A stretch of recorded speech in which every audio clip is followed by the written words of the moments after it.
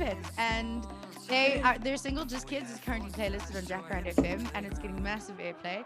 And one of them is from South Africa, and one of them is not. Which one do you think it is?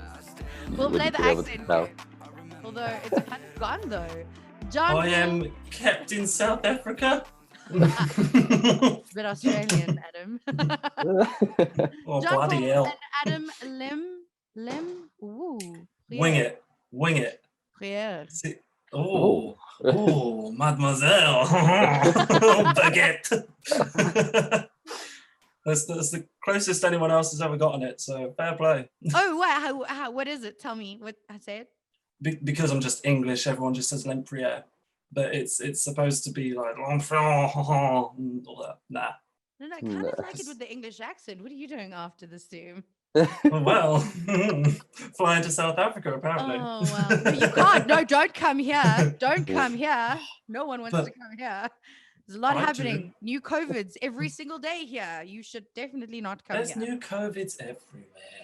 I know. Okay, but let's talk about the music. Something uplifting and positive. Yeah. Talk to me about the different so you guys are both in Just Kids. Talk to me about who you are and what you do in the band group. Sure. So my name's John. I am actually the South African one, believe it or not. And I'm the singer and do the, I suppose, chords, the lyrics, vocals, all that kind of stuff. And Adam's job is, he'll explain it in a minute, but just tells me when I'm doing it wrong and says do it again. That's probably most of his job. Adam, take it away. You're not wrong. For a change. I'm Adam, and I'm the producer, backing vocals, mix engineer, mastering engineer, all of that. And most of my job is just sat here telling John he's terrible and trash. Do it again. You know what? It keeps him grounded. We all need people like you in our lives. Exactly. It definitely. You know what? When you make it and you're doing like double, triple platinum all over the world, he's gonna look back and be grateful for you because you've kept him grounded. He should be. I'm grateful. He comes to my house and steals all my meatballs, and it's a sad time. So. And my meatballs now. Yeah, his family have kind of adopted me as the stray cat that just comes in sometimes. Sometimes I don't even tell Adam I'm coming, I just turn up. So yeah, and he lives about 3 hours away, so you know it's not a small thing. Wow, you guys really do love each other. Okay, wait. How did you meet and how did Parapet become a thing? I think this is my side of the story. So I walked in and started at university. Obviously, we're doing music. And there was only two people that I really disliked on the course. One of them was Adam, and I said it straight away. And the other one was a guy called Brody, who's actually our ex-guitarist. So I ended up in a band with both of them by the end of the first year. That was about, we graduated 4 years ago? That's 7 years. No, it's not. That's 6 years. 2017. 27. 4 years ago, we graduated. 2015 we became, Adam actually became an official member. Then the guitarist tried to oust Adam and say, get out. And I went with Adam. So, and then we found a new guitarist who's lovely. She's working today, so she can't be on the call. But yeah, so those people that you hate initially, you know, may be the people that you work with for so many years. Too many years. And I mean, wow, this is like, your band is like Survivor, ousted and hated.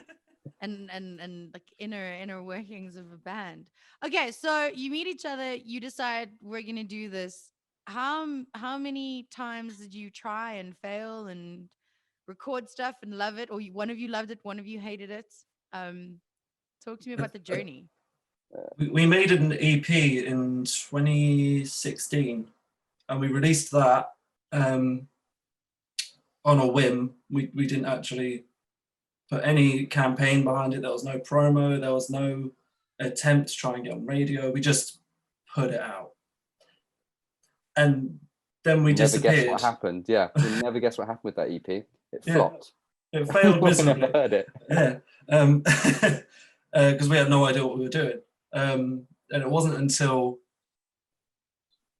we carried on writing for a few years, and then post uni it was a lot less writing because of the distance. But then when we did write, we wrote a lot. I think my computer is just has a whole folder full of Parapet stuff, and it's the largest folder on my computer, and half of it's useless. So I mean, we came out with 30. We probably got 30 good songs, I would say, ish, give or take. And so then, you know, multiply that by 10 and you get probably all the other songs that we've written. So there's definitely lots of failure, lots of times that we've, you know, had really good conversations with people out there in the industry and just kind of nothing's happened. I'd say it's still mostly failure at the moment, but you know, hey, Just Kids has gone pretty well, and we've got our new release out as well now, so and that's doing really well. So it's finally taken a few days to warm up, but yeah, we're actually going, and it's actually because it all started because I got a friend over that I've known since I was a baby in KZN, and he just kind of gave me a slap over Christmas period and said, "You've written a million great songs, but you know you aren't really an artist because you don't release any of them." So gave me a telling off, and we started releasing when I got home. So it's kind of all thanks to him. So shout out to you, Dev. We love Dev. Love Dev. Yes, thank you, Dev, for the songs because we needed them in our lives. I mean, it's fine if you're an artist and you only create for yourself, but at some point, one must share one's creations with the world because you know that's how we make money. Well, I don't know about that. Hopefully one day. What do you do now that you are Parapet, but not massive yet? Because it's coming. But do you have like side hustles other than? Yeah, I work as an IT salesman kind of thing, account manager. So that's quite nice because I can kind of work from anywhere and have been able to work from home anyway. So I've got a big boy job, but yeah, it's quite lovely. And then Adam does probably the more musical stuff.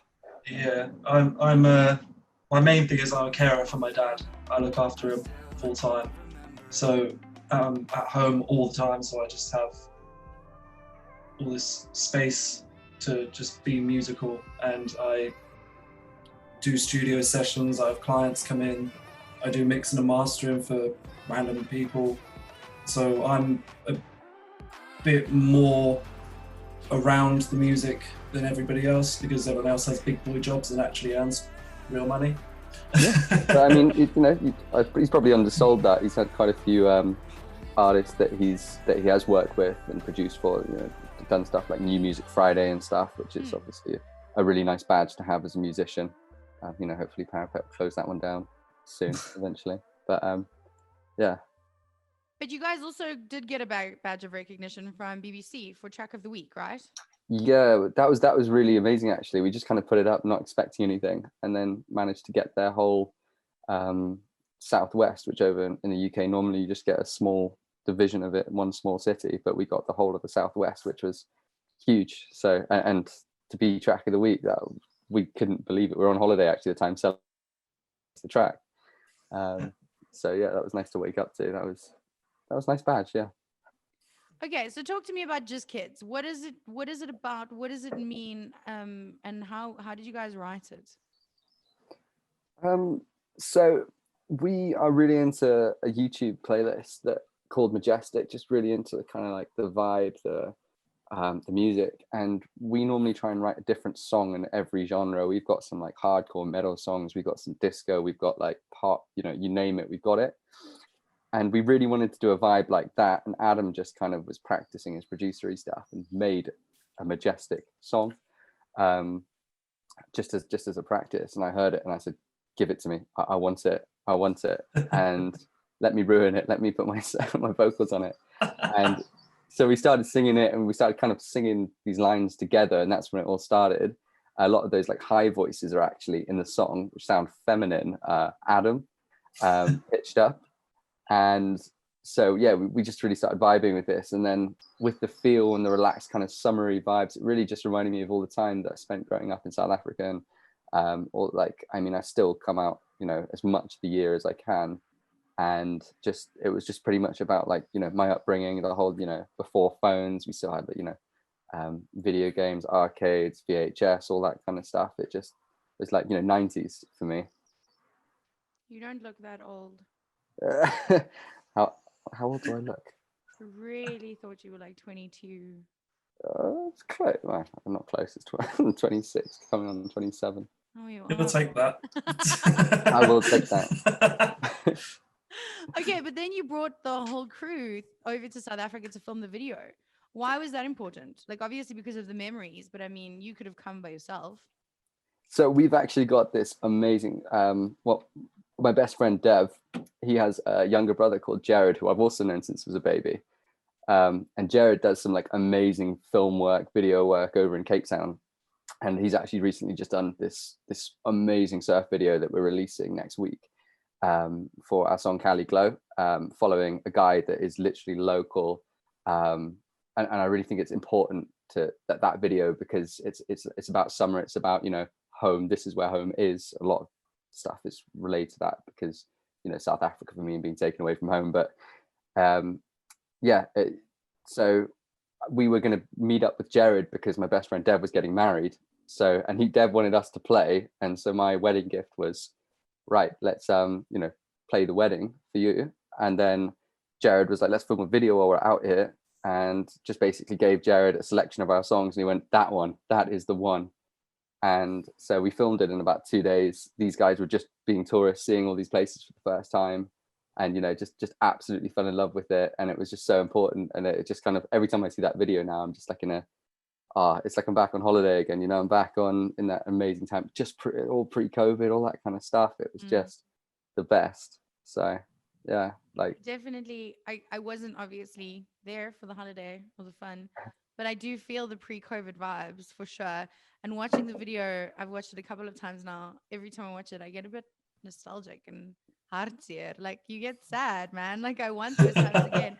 I want to go back to the beach and I want to hang out with my friends and bonfire and do stupid things, you know? And we're I'm not. so glad you said that. It's that happy nostalgia vibes. It's sad, but it's happy, and it's weird. It's good. It's exactly what the song is to me as well. Like, I just feel I love it, but I miss it, and, you know, it's kind of like that. I want to go back, but, you know, we're here now. Like, but it's still a nice memory. Yeah. Okay, so we're here now, but where to from here for Parapet and for you guys separately? Yeah, the plan is consistently release, consistently move. We've got some great friends out here that have kind of shown us the way. Guy called Heartless, he's just kind of released and built his way up really with work ethic, and that's what we've realized we need to do after that, you know, that slap from Dev, that, you know, slap of reality. We gotta just keep going and just keep putting our music out, and even, you know, if things flop, that's fine, because we move.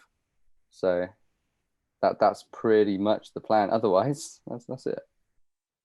How are you planning to navigate the waters of pandemics and lockdowns and stuff? Because, like, obviously, normally a PR tour would not look like this. It would look like gigs and meet and greets and signups and stuff like that, where you really do get to connect to the people that are consuming your art. How does that look for you now? We have no idea. Like this. Pretty much, it's Zoom calls. It's essentially with the epidemic or pandemic or whatever it is now. Radio has kind of had a resurgence for bands like us, because we can't go out and do those things. We can't go out and play gigs. We can't, like, even now in the UK, festivals are back on, but it's still the lineup from like Years ago. 2020. Yeah. Or 2020, when it was all cancelled. So the lineups were pushed back a year. So now it's like, if you're trying to get a festival slot, you should have tried in 2019. Like, so it's really quite difficult at the minute, because we were supposed to play a festival last year, and that got cancelled, and then it got pushed back to this year, and then it got cancelled again, and now we're just like, everything has just crumbled around the Rona. I mean, the positive thing, like with that, is obviously, yeah, we can't do all that kind of stuff, but we do have the one thing that we've realized we've got is friends, like just unfortunately we don't know any big famous people that can hook us up. Oh, I'm going to do this with you, do that. But like having these small connections that can kind of say, hey, listen, we'd love to play your music on like a radio, or we'd love to help you out, do a song together. Or like, oh, I've got a contact that actually might like your music. It's kind of just keep pushing for that and pushing for goals as well. Like I have loads of personal goals that I'd love to achieve. One of them is New Music Friday. Another one of them is I want to play at Kirsten Bosch Gardens in South Africa, particularly on New Year's Eve, even as just like a small support act. I want to be on that stage. It's such a vibe. Yeah. He's been going on about this for years. Yeah. He's not wrong. He's not wrong. Yeah, so it's just pushing for the small personal goals that we got to get to. And I think you can take that like with anything. We do it with music, but whether it's work, whatever, you just need to just like small things that you want to hit.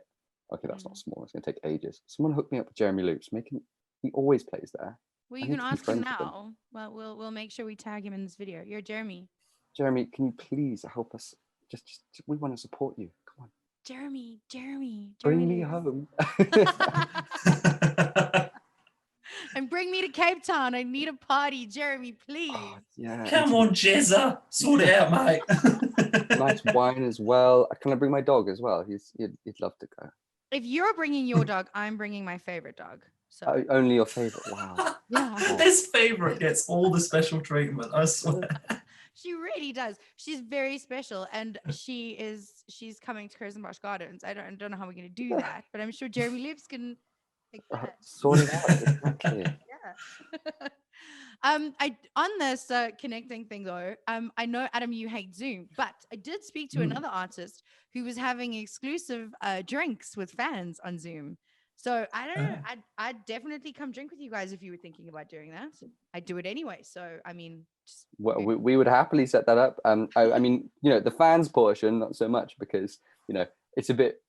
I wish we had fans. You do though. Also, do. That would be dangerous because if we start pouring staunches 2 or 3 in, it will get messy. Our special cocktail is the staunch, and doesn't matter what spirit, but it has to be half. Yeah, it's pretty. Can I just ask a question? I think I know the answer. Who was the instigator for that drink? It's me. Always the South African. It is always South African. And it was actually throwing out Dev's name again. It was he who we have to thank for the name Staunch, because John poured him a drink once at a barbecue and he gave it to him and he took a sip and he was like, oh, that's staunch, John. Oh, that's staunch. And it stuck. Oh my gosh. Okay, guys, where can we follow you? Where can we watch your rise? Where are you guys visible? Awesome. Well, our music is out on every platform. I would say, Instagram, great. Facebook's just a steady update. We've also got a TikTok. So, I mean, you can obviously search us just with Parapet. Instagram tag is passive aggressive. We like to make it hard for people to find us. We've also got a TikTok with Parapals. So that's a pretty easy one. Yeah, you'll find some weird videos on there, so be careful. It's going to get weirder as well. I'm in. More costumes on the way. Yeah. Oh, that's not what I was expecting at all. Although Yeah. I found some things on TikTok, guys. I'm in a TikTok that I need help to get out of. I don't know how to get out of it because I'm just kind of panic scrolling at the moment. So I can't change the algorithm. So I'm stuck. Really stuck. So I haven't been back for a little while, but I'll go look for you guys at some point. Oh God. Good luck. Yeah, you might need a staunch on the way. I might need for the courage to get back on to TikTok. Do you have a message for your South African fans? Because we really, really, really are loving the song. Just that we've got more music on the way, and we will be out to tour in South Africa, when allowed. And obviously, with the more fans that we have, the easier that would be. We just want that so badly to be able to, especially I think the music scene in South Africa is, people really get into their music and live. In the UK, people stand and they watch. in South Africa, they may not know the song, but they'll be singing along at the end. You know, they go for it. So love to would just see the fans out there. And also stream it as much as you can on Spotify so we get new music Please Friday. do. Exactly. Awesome, guys. Thank you for your time. This has been fun. And I look forward to the Thank you trunk for soon. having us. I look forward to seeing you in Kirsten Posh Gardens with All About Dogs. And just stay safe until then. Thank you Thank so you much. for having us.